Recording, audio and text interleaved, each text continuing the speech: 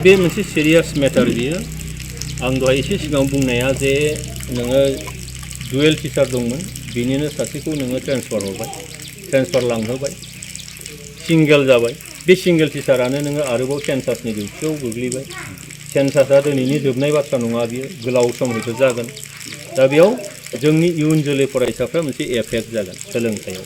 आरो बे जोंनियाव मोनसे सेटबेक लाबोनो हागौ जे क्वालिटिनि बाथ्रा बुंदों चिरां जिल्ला हिसाबै जोंहा थांनाय बोसोरनिया टप मोनसे रिजाल्ट खालामबाय देग्लाय बे बिराद डाउनाव थांबाय खालमासिया हयथ' बा उनाव थांबावगोन बियो दा बेफोर मोनसे सिरियास मेटार बे सिरियास कनसार्न बेखौ जोङो नोजोर होनांगौ थाबाय नाथाय सारा भारत नाङैनो बियो निस्सय देश नाङैनो मोनसे सावरायनायनि मोनसे मेटार मानोना मोनफ्रोमबो खामानियाव टिचारफोरखौ एंगेज खालामनाय जायो जेराव जोंनि इयुन जोलै दानांगौआ मोनसे हेम्पार फैयो क्वालिटि एजुकेशन होनांगौआ जों हास्लाबा बा होनो हाया ओंखायनो आङो आंनिबो मोनसे एपिल खालामगोन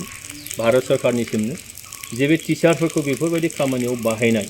बे बाहायनायखौ जोङो एसे सानफिननांगौ दं निस्सय आरो बे बाथ्राखौ लानानै निस्सय फैगौ डिसेम्बर दानाव जितु विन्टार सेसन जागोन बे विन्टार सेसनाव बेयाव मोनसे सोंथि निस्सय लाबोनाय जागोन सावरायनाय जागोन बेयाव गोबां डिभाइस दङ कुइसनबो खालामनो हायो रिटेन एन्सारबो बिनो हायो मोनसेया जाहैबाय 0 आवार मोनसे प्रभिजन दङ आरो मोनसेया जाहैबाय स्पेशेल मेनसन होनाय दङ 377 होननाय बे रुलाव दङ दा बिनि गेजेरजों बे इस्युसफोरखौ जों थिखांनो हायो बबे डिभाइसआव जायो बेखौ निस्सय थिखांनाय जागोन आरो बिनि मोनसे समाधान निस्सय फैथारगोन आरो बे समाधाननि आङो पक्षपाती